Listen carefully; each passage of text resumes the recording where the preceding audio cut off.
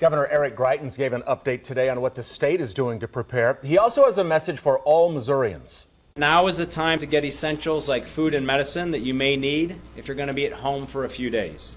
Have on hand foods that don't require cooking and a manual can opener. Peanut butter and canned foods can help people to get through a power outage. Charge your cell phones now in case you lose power. Make sure that you have flashlights and extra batteries.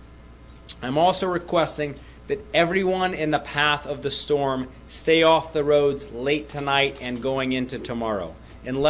Stay off the roads unless it's an emergency.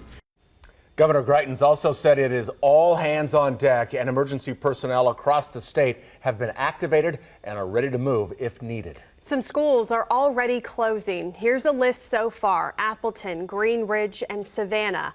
Paola schools have an early dismissal at noon. Now, as these trickle in, make sure to watch KCTV5, and you can download our mobile app where you can find a list of schools and churches that will be closed. KCTV5's Betsy Webster is live in the Northland now with how Kansas City plans to handle this potential ice storm. And Betsy, this kind of thing is always kind of a gamble, because if it rains before that freeze, then it certainly could be problematic. It can, because then the rain washes away all of that salt brine that they spent all day pre-treating the roads with, making all of that work today for nothing. But so far, city crews, city officials, I guess they're just crossing their fingers and holding their breath. They showed us today how they make that pre-treatment salt brine, essentially just mixing it with water and regularly testing the concentration of their batches to be sure they have the right mix.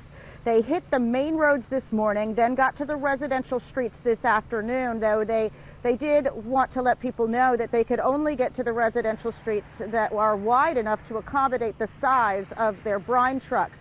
Because what actually happens with the weather could spell trouble despite their best efforts, just a degree or two, while they're asking people to avoid travel this weekend if they can. That frees up emergency resources so that they can deal with priority issues. We may have a lot of power outage, so they need to be focused on that. Now, on that front, some other suggestions he gave include stocking up now on provisions, getting enough to last for the possibility of 2 days without power. Also, he said consider getting a cooler full of ice for your perishables in case your fridge goes out. Now, the crews that were here at the Salt Dome have gone home for today. They will be working longer shifts once the precipitation comes down, and tomorrow is when the city's emergency operations center opens up so that they can monitor those conditions. Right now, the big day they're concerned about is Sunday. That is when we have all that traffic for the Chiefs game expected. They expect to have 159 trucks out on Kansas City roads, but they say, of course, they will alter that as the weather requires.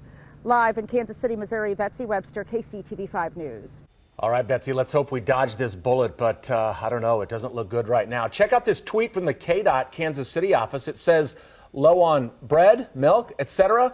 It's a good idea to go now, as travel not encouraged Saturday through Sunday due to winter weather. And you can stay ahead of any storm by downloading the KCTV5 weather app. Just text Storm Track 5 to 23765 to get a link to download our free Storm Track 5 weather app.